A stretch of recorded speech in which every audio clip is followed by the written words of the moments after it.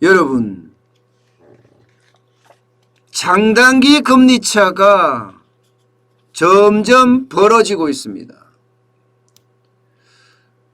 지난 1월만 하더라도 0.777이었거든요.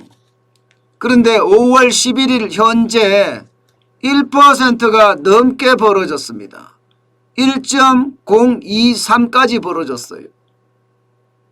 이렇게 금리차, 금리 스프레드라고 이야기하는데 3년물 금리와 10년물 국고채 금리가 이렇게 차이가 난다는 것은 두 가지를 해석할 수가 있습니다. 쉽게 말하면 경제가 반등하고 있다. 경기가 회복되고 있다. 이렇게 읽을 수가 있습니다.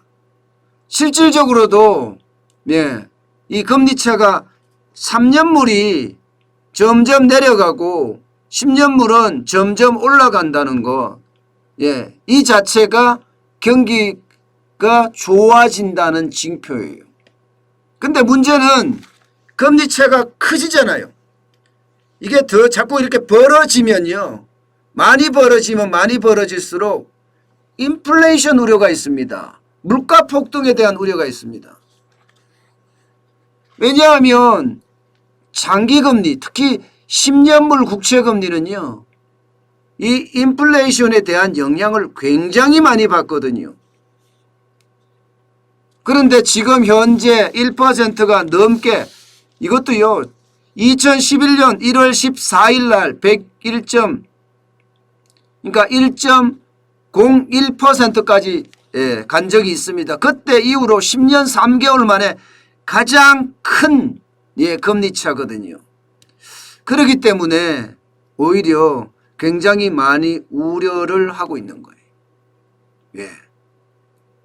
이게 금리가 좀 좋아진다, 금리가 올라간다, 이것은 물가가 올라가기 때문에 이것을 통제하기 위해서 금리를 올린다, 이런 얘기가 하나가 될 수 있는 거고요. 경기가 너무 과열해서 금리를 올린다, 이런 얘기도 되거든요. 지금은요 보복 소비가 좀 많이 늘어나는 것 아니냐, 이런 얘기를 하고 있는 겁니다. 그러다 보니까 여러분, 기대 인플레이션이 굉장히 많이 올라가요. 기대 인플레이션. 기대 인플레이션이 뭐 최근에 들어서서 가장 많이 올라갔다 이야기할 정도로 많이 올라가고 있습니다. 이게 기대 인플레이션 지표입니다. BP, 단위가 BP인데요. BP는 0.01%포인트라고 해석하시면 됩니다. 지금 2021년 1월 1일에는요 95.8이었거든요. 95.8. 이게 5월 12일에는요 143.7까지 올라갔습니다. 결국 인플레이션이 굉장히 많이 일어나겠다, 이런 얘기예요.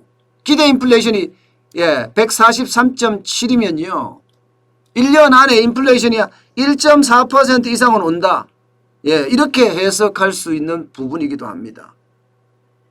그만큼 인플레이션에 대한 우려가 점점 크고 있다, 이런 얘기예요. 이렇게 되니까 지금 미국 같은 경우도요, 이게 통화량을 좀 축소하는 것 아니냐, 축소해야 되는 것 아니냐, 이런 얘기가 계속 나오고 있거든요. 그래서 테이퍼링에 대한 이야기가 많이 나와요. 테이퍼링이라는 게 쉽게 말하면 시중에 있는 채권을 그만 사들인다는 이야기예요. 적게 사들인다는 이야기예요. 채권을 사들인다는 것은 현금을 푸니까, 그죠? 통화량이 늘어날 거잖아요. 채권을 그만 사들이면 이제는 통화를 긴축하는, 돈을 푸는 것이 아니라 돈을 거둬들이는 그런 역할을 하지 않겠느냐. 그러면서 말입니다, 한 번씩 한 번씩 이제 금리 인상에 대한 이야기를 툭툭 던지는 거죠. 툭툭. 실제로도 말입니다, 지금 테이퍼링에 대한 이야기도 있지만 금리 인상에 대한 이야기도 점점 던져지고 있습니다. 이 말은요. 이 말은 결국 지금 시장은 물가가 굉장히 많이 올라가고 있고 여기에 대한 어떤 반대 거부가 시장 금리가 올라가는 것 아니냐 이렇게 해석할 수가 있는 겁니다. 지금 현재로 보면요. 현재로 보면 안전자산에 대한 선호 심리가 점점 부각되고 있습니다. 안전자산에 대한 선호 심리가. 이렇게 되면 채권 금리는 하락하겠죠. 채권 금리는. 왜 하락하느냐? 기본적으로 안전자산을 더 좋아하면 공급이 많아진다는 이야기잖아요.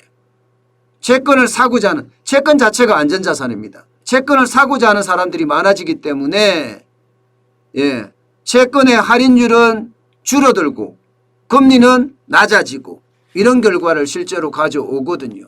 그러니까 3년물 국고채 금리가 떨어지고 있는 겁니다. 반면에 10년물 국고채 금리는 오히려 인플레이션에 대한 우려가 커지니까 이게 장기적으로는 물가가 올라가면 이게 금리에 부담이 되잖아요. 그러니까 10년물은 올라갑니다. 반대로.